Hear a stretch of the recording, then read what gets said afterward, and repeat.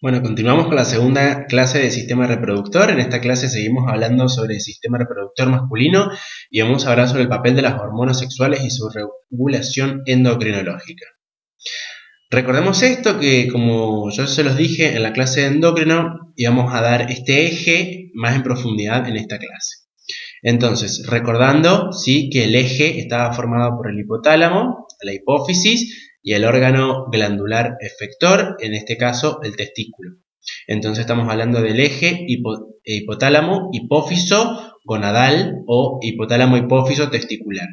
¿Sí? Recordemos que el hipotálamo produce la hormona liberadora, en este caso la GnRH, que es la hormona liberadora de gonadotrofinas. Se va a liberar en los núcleos hipotalámicos, va a viajar por el sistema porta arterial, o sea, por sangre, hacia la hipófisis anterior, o sea, hacia la adenohipófisis, encargada de producir las gonadotrofinas por estímulo de este factor liberador. ¿Cuáles eran las gonadotrofinas? LH y FSH, que ambas van a tener acción sobre el testículo, ¿sí? Entonces, primero se produce la liberación de GnRH, que como les dije actúa sobre la hipófisis anterior. La hipófisis anterior me va a producir LH y FSH. La FSH en el hombre va a actuar sobre las células de Sertoli, ¿sí? Por ende, se va a estimular la espermatogénesis gracias a que, como les dije recién, la célula de Sertoli es una célula de sostén que nutre y sostiene a todo este proceso madurativo del espermatozoide. Luego, la LLH actúa directamente sobre las células intersticiales de Leydig, que son encargadas de producir testosterona, ¿sí? ¿Cómo es este feedback? Bueno, el testículo va a producir dos hormonas gracias a estos estímulos hipofisiarios. La testosterona, como les dije recién, y la inhibina. La testosterona es estimulada por la LH y va a producir, primero, un estímulo del desarrollo propio de los espermatozoides testiculares y además me va a estimular todos los caracteres sexuales secundarios del hombre que ahora los vamos a ver. El aumento de la testosterona me va a producir un feedback negativo, hipófiso hipotalámico, o sea que si la testosterona aumenta, los niveles de GnRH y de LH van a disminuir por feedback negativo.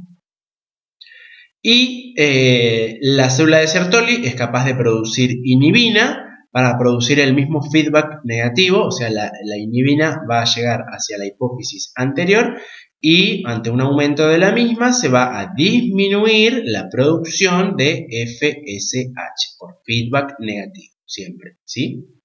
Entonces, como les decía, la testosterona, que es producida por las células de Leydig en el testículo, estimula el propio desarrollo de espermatozoides, pero además le da al hombre todos los caracteres sexuales secundarios. ¿Cuáles son esos? Bueno, una vez llegado a la pubertad, los niveles de testosterona comienzan a incrementarse por distintos mecanismos hipotalámicos e hipofisiarios.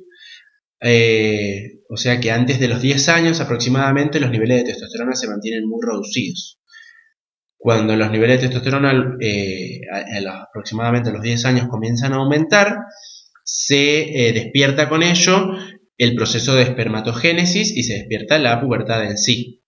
Aparecen, gracias al incremento de la testosterona, todos los caracteres sexuales secundarios. ¿Cuáles son ellos? Bueno, la aparición de acné, ya que la testosterona me estimula las glándulas sebáceas y como se estimulan en gran producción, me produce ese gran acúmulo de sebo en la piel, me produce acné, ¿sí? Además me aparece el vello corporal, tanto facial como la distribución corporal típica del hombre, ¿sí? Vello pubiano, vello axilar, vello en la pared torácica y en la cara. Además aparece el olor a sudor que se produce por atracción bacteriana ante el aumento de la concentración de testosterona y de sebo en la piel, ¿sí? Y bueno, otras características secundarias como por ejemplo el aumento del timbre de la voz, ya que el aumento de testosterona es capaz de hacer madurar las estructuras laríngeas, por eso los hombres tenemos voz más grave. Además me va a producir un aumento del crecimiento óseo y de la masa muscular. Por eso el hombre siempre tiene más masa muscular que la mujer, y tiende a tener un poco más de talla. Y por último, bueno, obviamente produce el aumento del tamaño del pene y de los testículos entrada a la pubertad. Los niveles de testosterona se mantienen bastante altos hasta los 40 y pico de años aproximadamente, donde comienza a tener un descenso muy leve y muy paulatino, digamos.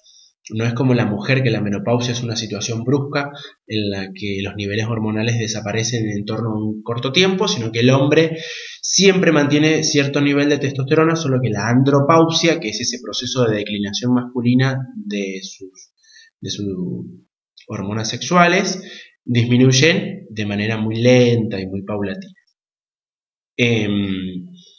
Además, la testosterona tiene, como ya les había dicho, un factor deliberador que es cíclico, ¿sí? O sea que oscila durante el día, teniendo los valores máximos durante la noche. ¿Bien? Recuerden también que existen otros hormonas sexuales masculinas que son producidas en la glándula suprarrenal, ¿sí? Son derivados de la testosterona en otras formas activas. Bueno, hasta acá llegamos con esta clase de masculino y nos vemos en las próximas clases para hablar de sistema reproductor femenino.